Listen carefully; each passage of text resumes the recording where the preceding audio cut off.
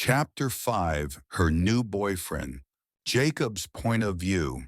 Jacob heard sobbing and felt himself being pulled, not into the room, but outside to the cemetery. Candace. He whispered as he approached her. She was sitting in front of his grave again, crying so intensely that she couldn't hear anything but her own sobs. She turned to him, and this time, she didn't scream. Oh, Jacob. She sobbed. I'm sorry, I just can't seem to stop. He forced a smile as he moved closer to her. I wish I could wrap you in my arms and hold you tight. She smiled through her sobs. It's okay. Your presence alone helps. If it helps. Anne-Marie pointed out the mistake your brothers made to Grady. She hiccuped and said, A little. Does he feel guilty? He grinned.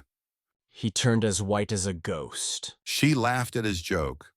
They both knew that ghosts, or rather spirits, weren't white, as some people believe them to be. Feeling better?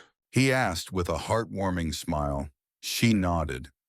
You always have a way of making me feel better. He grinned and bowed to her. Anything for m'lady. She giggled. I thought I was a queen. Did I get demoted? He chuckled.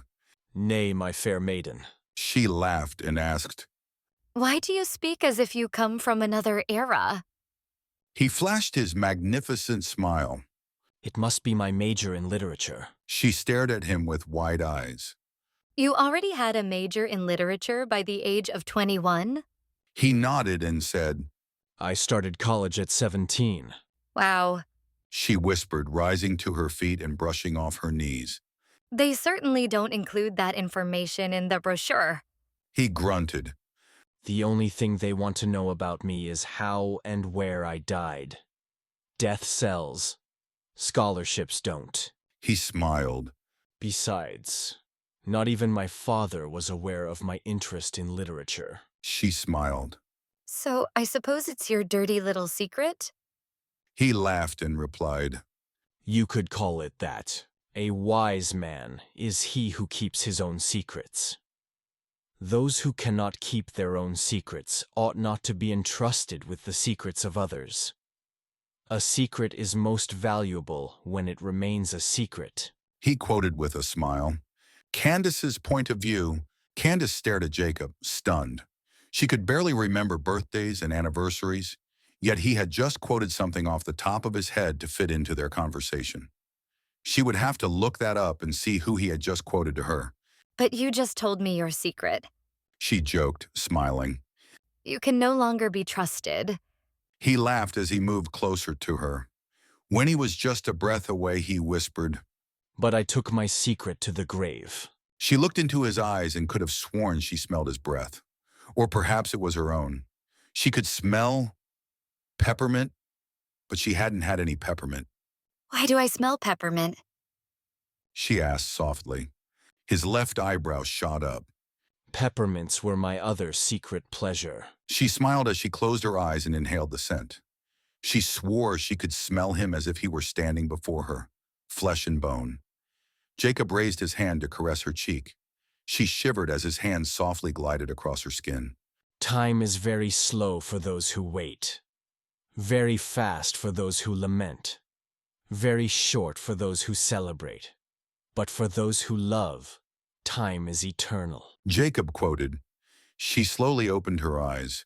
He was looking at her with such longing. Jacob. She whimpered. If only they had met while he was alive. Granted, she was only 15 when he died. Would he have waited for her to come of age? She shook her head. Why was she thinking such thoughts? It's not as if she could go back in time and save his life. Library later that day. Candace's point of view. Candace stared at the computer in the small library of the bed and breakfast. Shakespeare. Of course, he had quoted Shakespeare to her. You know, you could have simply asked me. Candace squealed as she turned off the computer screen. Jacob chuckled and turned it back on. Annoyed, she threw up her hands and stood up from the computer chair. I felt uncomfortable asking you. She said as she headed for the door. Jacob's point of view. Jacob smiled as he turned off the computer and followed Candace. Your brother and his girlfriend are looking for you. She turned to him and said, Her name is Anne Marie. She was my best friend before she became his girlfriend. Interesting. he thought. With a mischievous smile, he asked. Are you jealous of your brother? She snorted. No, I'm the one who encouraged her to admit to herself that she has feelings for the oaf and to ask him out. He smiled. And did she? Candace grinned. He beat her to it. He enjoyed seeing her happy like this. He couldn't bear to see her like she was this morning or last night again. Would you like to go for a walk? She asked, studying him. His smile brightened. Yes, I would like to go for a walk, my fair lady. She chuckled. Now that I know, it's one of my favorite movies. He chuckled. Not the play? She scrunched up her nose. I'm not particularly fond of plays. He smiled. Truth be told, he wasn't particularly fond of them either. He was more into the old-style writing and words than the actual performances. How about the garden? She asked as they stepped outside. He nodded. At least the bed and breakfast had kept the postal gardens. It's so beautiful here. Candace said, sucking in an awed breath when they reached the garden. Jacob smiled, pleased that she liked the garden. My great-grandmother designed the gardens. She looked at him and said, The brochure states that your mother designed them herself. He snorted. My father's grandmother designed all the gardens. All my mother did was hire some gardeners to maintain them and prevent them from wilting. My mother had a terrible black thumb, so bad that she even managed to kill her air ferns. Candace chuckled and replied. Me too. He smiled when she blushed. My mother hosted many parties in these gardens and loved to boast about how well she maintained them. The truth is, she couldn't tell a daisy from a tulip. Candace snickered. I think I can tell those apart. He nodded with a warm smile. Was there anything your mother was good at? He snorted. Walking away. With that said, she moved closer to him and extended her hand, palm up. I hope never to walk away from you. He extended his hand toward her and shivered as his hand flowed through hers. Candy. Anne Marie called out excitedly as she entered the garden with Grady. Jacob waited for Candace to withdraw her hand from his and walk away, but she didn't. She looked from him to her best friend and brother, her hand still touching his. Hi. Candace chirped. Anne Marie's point of view. Anne Marie noticed Candace's hand extended in the air and shrugged. Her best friend may be acting strangely, but at least she's happy. Grady frowned and said, I'm sorry about this morning. They watched as Candace slowly lowered her arm and walked over to Grady. What you four did was both clever and foolish. Grady nodded as he watched her. She smiled and said, But I am grateful. Thank you. Grady nodded. We should have told you and done it before you started preparing to marry him. Mm-hmm. She nodded in agreement. When did you all tell him? They watched as Grady's cheeks flushed a bright red. Night before the wedding, at his bachelor party. Grady. Anne Marie screeched. Candace's point of view. Candace could hear Jacob snickering. He was still standing behind her where she had left him. She noticed the concern in her brother's eyes and almost grunted. Yes. She replied. It would have been much smarter to act sooner. Grady nodded and said, I'm sorry, little sis. Candace smiled and embraced her brother. I forgive you. Do you forgive the others as well? Grady asked after they parted from the hug. Candace snorted. They will each have to come to me on their knees, groveling. Grady bellowed with laughter, and Jacob joined in. Candace was aware that Jacob was observing them. We are heading to the pool for a swim. Would you like to join us? Anne Marie asked. Candace smiled and said, Sounds great. She started to follow them from the garden, but then turned to Jacob with a radiant smile. Jacob's point of view. Jacob's heart skipped a beat when she smiled at him like that. Well, what represented a heart in his spiritual form, Come along. she said, extending her hand toward him. He grinned as he took a step to follow her. Swimming pool. Jacob's point of view. Jacob had never wished so fervently to be alive as he did at that very moment. He stood to the side, watching Candace swim and splash around in her black bikini. He also noticed other men admiring her and wanted to poke out each of their eyes. When a newcomer approached the pool, Jacob straightened his back, and the hair on the back of his neck stood on end. Jacob turned to face the newcomers. He knew who they were, yet he looked anyway. Donald Sterling and his new woman, Veronica Pennelbrook. Veronica didn't hold a candle next to Candace's beauty. Candace? He called out to get her attention. She turned, her eyes widening in surprise.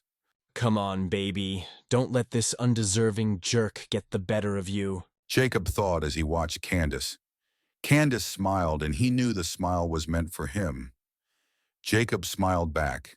That's right. You're too good for this money-digging bastard. Jacob thought. Jacob still hasn't asked Candace about her family, but that will come soon. He wouldn't care if she were as poor as a church mouse. However, from what Grady mentioned at breakfast, their family was well off enough that Candace would receive an inheritance at 40. Why 40? Or was that a fabrication to deceive Donald? He hadn't been paying much attention to Grady's words. He had been more concerned about Candace. He chuckled. Candace had very clever brothers for coming up with that to prove a point. However, their timing was completely off. Jacob watched as Candace ascended the pool stairs. The water glistened off her glorious body. Every man at the pool stopped breathing and stopped what they were doing to watch Candace as she emerged from the pool. Jacob was relieved that he didn't need to breathe to survive. Otherwise, he would be dead right now. Even Donald stopped to stare at her, but Candace only had eyes for Jacob. Jacob felt the sensation in his body again. He could feel the arousal she felt when she looked at him. She was just as hot for him as he was for her. Oh, how he wished he could touch her. She approached him and smiled. Thank you. She whispered, then turned to Donald. Jacob had never felt more aroused or proud of a woman than he did at that moment. Oh, Donald. Hello, it's good to see you. You look She paused and mumbled. healthy. As she spoke to him, she maintained a genuine smile that could melt even the devil's heart. That's it, babe. Show him what he's missing out on. Jacob thought, smiling. You're too good for him, not the other way around. Candace looked at Jacob as if she had heard his thoughts and grinned. Just for him, he nearly collapsed. Candace, Donald said, struggling to catch his breath. what are you doing here? Candace shrugged as she turned to look at the pool. I'm here with Anne-Marie and Grady. She said, smiling at Jacob. And my boyfriend. Jacob stared at her, taken aback. What was she doing? If he weren't already dead, he would be after that look she just gave him. Boyfriend? Donald choked out. Isn't that a bit fast after what we had? He said as if he had forgotten he was with another woman. As if you have room to talk. Candace spat, pointing at Veronica. It seems you didn't even wait until I got your Dear Jane letter before you picked up your next victim. Donald glared at her. How dare you bring that up? How dare I? How dare you? Candace let out an angry growl and stomped back into the mansion. Donald turned to pursue her, but Jacob moved a lawn chair in his path. The man stumbled over it, and Jacob grinned as he ran after Candace. Lousy jackass. Candace grumbled as she paced the bedroom floor. He's not worth it. Jacob said, pausing just inside the room as he observed her. Candace looked at him and smiled. She paused her pacing, and Jacob was relieved to see there were no tears in her eyes. I know. She agreed. It seems that everything in my life has become clearer since I met you. And I was never happy in my relationship with Donald. He moved closer, and she stepped toward him. Since I met you, I have realized I didn't love him. I see. Jacob said as they stood mere inches apart. Until I met you, I didn't truly understand what love was or how it felt. Jacob swallowed hard. He wasn't sure whether he should allow this to continue. He was dead, and she is very much alive. Yet he has never felt for anyone like he did for her, alive or dead. Jacob, She said anxiously. He smiled. If I could take you into my arms right now, I would do so and show you that I too feel. She smiled. loved? He nodded. God made woman beautiful and foolish. He quoted. She eyed him at the word foolish, and he chuckled as he moved closer to her. They were merely a single breath away from each other. Beautiful, that man might love her, and foolish, that she might love him. He finished quoting. A brilliant smile illuminated her face. Oh, Jacob, I wish we had met when you were still alive. He smiled as he leaned forward and kissed her cheek. I have thought the same thing. He whispered in her ear. Candace's body shook. I wish I could hold you. She whispered. He sighed heavily and said, As do I, sweet maiden, as do I.